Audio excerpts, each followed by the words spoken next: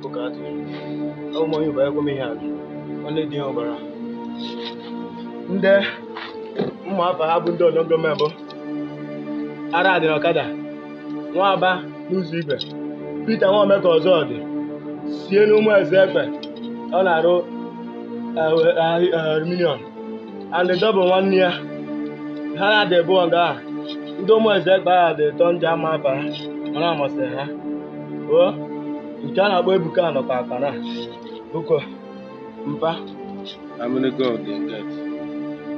mpa ha ncha niile na-agba egbe mgbe ha bịara gụọ anyị mmechin ha bịara anyị ma ha ncha biko nwanne m gụọ ndọrọ aka nwa aba fọkụtaiza ka ọ na-arụ Peter nwa omeka ọzọ dị enwe ihe ọ na-eme ihe a ka ọ na-arụ nwa aba eburu di ya nwa aba nọ n'ụzọ igwe eburu di ya mpa buko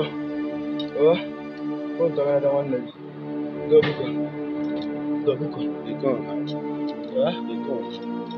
Mpa agbọrọ m Peter kpọọ nwa aba kpọọ sie mara ife kpọọ dọbụ nwanne ya kpọọ Ebuka mpa buko onwezi ndị nchetara afa ha dị ya ọnọngo mmel ọya akpọ nwa ha abụọ yes a naje mechin nke m bịa mma n'isi buko na nwanne m ntọgara kama na mmanwụ buko if you want me to take you to the house I'll take you to the house. You know their houses? Yes sir.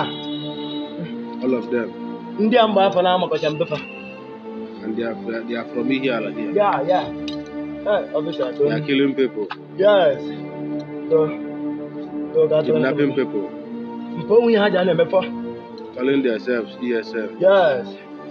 Ha na-eje mechin mmadụ apịchas na-agba buko n'ide ka atọgị n'aka m aka ma